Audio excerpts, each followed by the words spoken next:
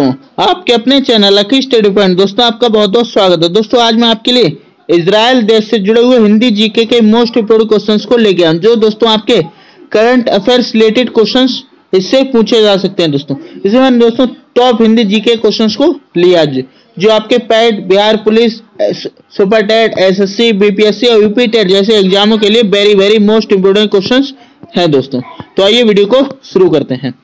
पहला क्वेश्चन है हमारा, इजराइल की वायु रक्षा प्रणाली का क्या नाम है? तो इसका जो नाम है दोस्तों वह लौ गुंबद। क्या दोस्तों? लौ गुंबद के नाम से जाना जाता है। ऑप्शन बी, जिसे हम आयरन डोम भी कहते हैं। क्या कहते हैं? आयरन डोम भी कहते हैं। ठीक है। मिसाइलों को रोकने के लिए इजराइल की वायु रक्षा प्रणाली को आयरन डोम कहा जाता है।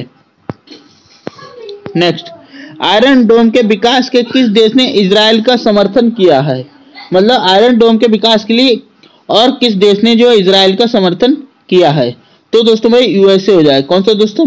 USA, United State of America. तो right answer option number C right answer है क्वेश्चन नंबर 2 का।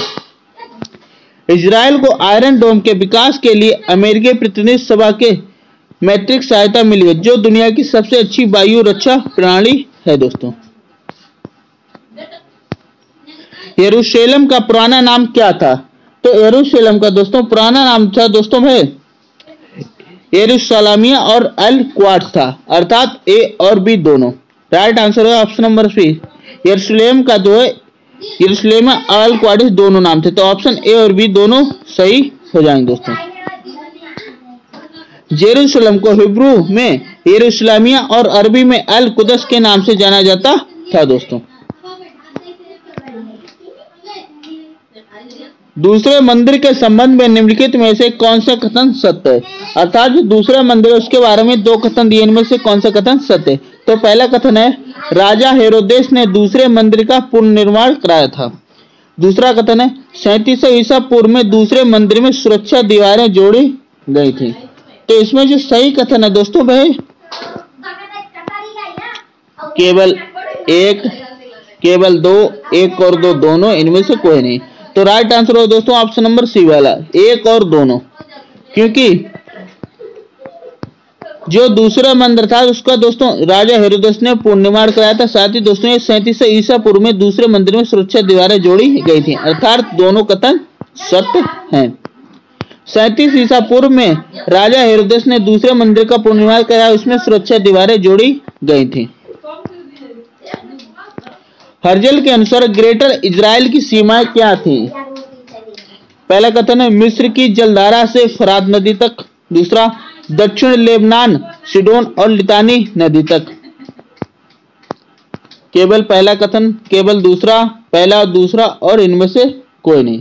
तो इसमें जो सही कथन हो जाएगा दोस्तों भाई ऑप्शन ए वाला हो जाएगा। कौन सा? केवल फर्स्ट वाला कथन जो सही, ऑप्शन ए। जावनीवाद के संस्थापक थियोडोर हर्जल के अनुसार ग्रेटर इजराइल की अवधारणा मिस्र की नदी से लेकर फरात तक थी। कहां दोस्तों? मिस्र की नदी से लेकर फरात तक फैली हुई एक यहूदी राज्य था। दोस्तों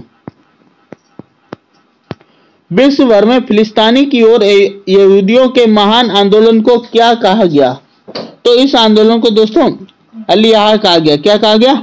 अलियाह के नाम से जाना गया। यह 1882 से 1948 के बीच की बात है। कब? 1882 से 1948 के बीच की बात है, जब दुनिया भर में यहूदी फिलिस्तीनी में एकत्र हुए थे। इस आंदोलन को अलियाह, क्या दोस्तों? अलियाह के नाम से जाना गया था। फिलिस्तीनी 194 अभियान क्या है? पहला कथन, यह खुद को यूनियो के सदस्य के रूप में शामिल करने की फिलिस्तीनी की पहल है। दूसरा कथन है, यह फिलिस्तीनी को दिया जाने वाला क्षेत्र है। तो इसमें जो दोस्तों सिर्फ एक कथन सही है। कौन सा? पहला वाला। यह खुद को यूनियो के सदस्य के रूप में शामिल करने फिलिस्तीनी की पहल है। कौन से? जो फिलिस्तीनी 194। और ये वाला कथन गलत है। कौन सा दोस्तों? यह फिलिस्तीनी को दिया जाने वाला क्षेत्र, अर्थात ये कथन गलत है। तो इसमें केवल एक वाला सही हो। कौन सा? केवल फर्स्ट कथन, अर्थात ऑप्शन ए। दोस्तों ठीक है। 2014 में फिलिस्तीनी ने खुद को संयुक्त राष्ट्र में सदस्य राज्य के रूप में शामिल करने के प्रयास शुरू किए। इसे फिलिस्तीनी 194 अभियान कहा गया था। जायोनीवाद का प्रवर्तक कौन था? तो जायोनीवाद का प्रवर्तक दोस्तों हेजरल था दोस्तों। कौन? हेजरल। ऑप्शन बी जो जायोनीवाद का प्रवर्तक दोस्तों हेजरल को कहा गया है। आधुनिक इजराइल की उत्पत्ति जायोनीवाद में पाई जा सकती है। इस आंदोलन की स्थापना 19वीं शताब्दी के अंत में हेजरल द्वारा की गई थी दोस्तों। ओटोमन साम्राज्य के पतन के बाद फिलिस्तीनी पर किसने कब्जा किया था? तो इस पर दोस्तों ब्रिटेन ने कब्जा किया था। किसने? Option B. ओटोमन साम्राज्य के पतन के बाद जो ब्रिटेन ने जो दोस्तों इस पर कब्जा किया था। कहाँ पे? फिलिस्तीनी पर दोस्तों। प्रथम विश्व युद्ध के दौरान जब ओटोमन साम्राज्य का पतन हो गया तो ब्रिटेन ने फिलिस्तीनी पर कब्जा कर लिया था। सूचीबद्ध कथनों में इजराइल के बारे में क्या सत्य था? दो कथन दिए, इनमें से कौन से कथन सत्य है? तो पहला कथन है यह भूमध्य सागर के पूर्व में स्थित है। सही बात है दोस्तों। जॉर्डन इजराइल में सबसे लंबी बहने वाली नदी है। बिल्कुल सही है। अर्थात ये दोनों कथन सही होंगे। तो हमारा ऑप्शन हो जाएगा दोस्तों एक और दोनों, अर्थात पहला और दूसरा दोनों कथन सही है। तो ऑप्शन सी वाला दोस्तों सही हो जाएगा। इजराइल पश्चिमी एशिया में भूमध्य सागर के पूर्वी छोर पर स्थित है और जॉर्डन इजराइल की सबसे बड़ी बहने वाली नदी है। नीचे से अब्राहम के बारे में सही कथन चुनिए। आइए देखते हैं दोस्तों को दोनों कथन पढ़ के। अब्राहम का मानना था कि केवल एक ही ईश्वर है जो ब्रह्मांड का निर्माता करता है। बिल्कुल सही। अब्राहम जो था दोस्तों उन्होंने यही कहा था कि केवल एक ही ईश्वर है जो ब्रह्मांड का निर्माता है। नेक्स्ट, उनके बेटे का नाम इसहाक था जिसे इन्होंने भगवान के लिए बलिदान करने की कोशिश की। अर्थात ये दोनों कथन सही है। किसके बारे में दोस्तों? इब्राहिम के बारे में। तो ऑप्शन हो जाएगा दोस्तों ऑप्शन सी वाला दोस्तों। कौन सा? Option C. एक और दोनों सही है। तो ऑप्शन सी जो है राइट आंसर हो जाएगा दोस्तों। इजराइल के लोग या यहूदी अपनी उत्पत्ति इब्राहिम से खोज सकते हैं। इब्राहिम ने यह विश्वास स्थापित किया कि ईश्वर केवल एक है। उन्होंने उसे ब्रह्मांड का निर्माता कहा। उनका सहायक या यतसाक नाम का एक बेटा था दोस्तों। फिलिस्तीनी को स्वतंत्र घोषित किसने किया था? दोस्तों फिलिस्तीनी को स्वतंत्र घोषित पीएलओ ने किया था। किसने दोस्तों? पीएलओ ने दोस्तों। ठीक है, जो लिबरेशन ऑर्गेनाइजेशन थी दोस्तों। फिलिस्तीनी को वर्ष 1988 में फिलिस्तीनी लिबरेशन ऑर्गेनाइजेशन पीएलओ द्वारा स्वतंत्र घोषित किया गया था, जिस पर बाद में 1993 में ओस्लो समझौते द्वारा मोहर लग गई थी। इजराइल का नाम किसके नाम पर रखा गया? अर्थात जो इजराइल देश है दोस्तों इसका नाम किसके नाम पर रखा गया? तो याकूब दोस्तों। किसका? Option C. याकूब के नाम पर जो है इजराइल देश का नाम रखा गया दोस्तों।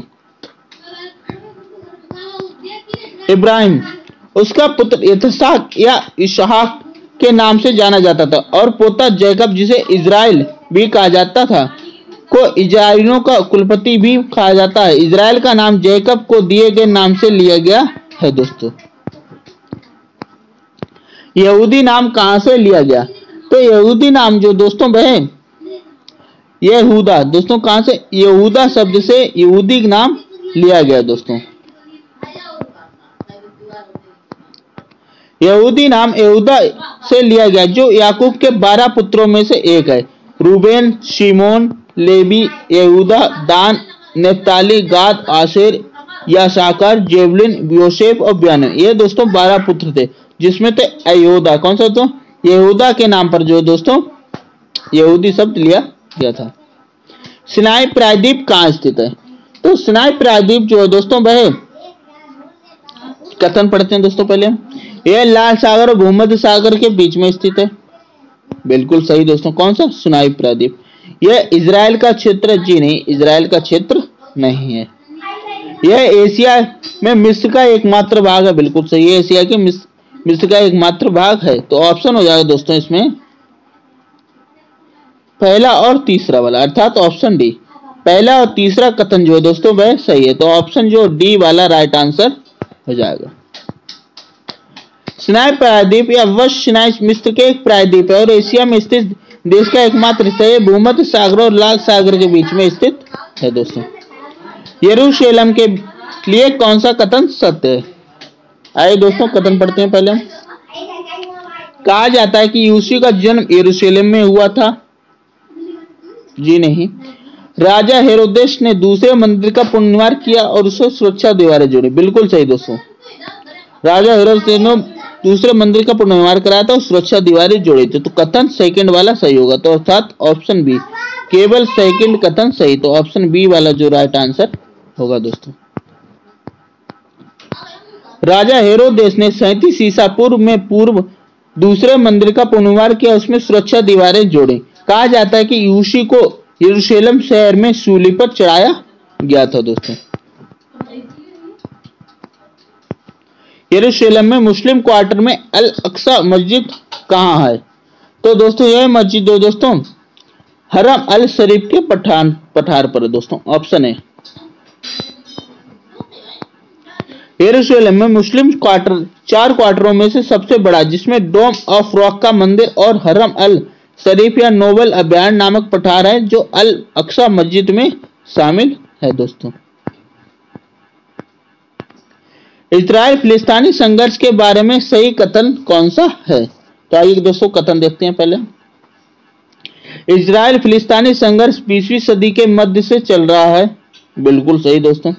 1882 से 1948 के बीच दुनिया भर से यहूदी फिलिस्तीनी में एकत्रित हुए। बिल्कुल सही। अर्थात ये दोनों कथन इजराइल और फिलिस्तीनी संघर्ष के बारे में सही होंगे। तो ऑप्शन सी वाला 1 और 2 दोनों कथन सही। तो ऑप्शन सी जो है राइट आंसर हो जाएगा दोस्तों। इजरायली फिलिस्तीनी संघर्ष 20वीं सदी के मध्य से चल रहा संघर्ष है। यह 1882 से 1948 के बीच है, जब दुनिया भर में यहूदी फिलिस्तीनी में एकत्रित हुए। इस आंदोलन को अलिया के नाम से जाना गया है दोस्तों। अभी मैंने आपको क्वेश्चन ऊपर कराया था दोस्तों।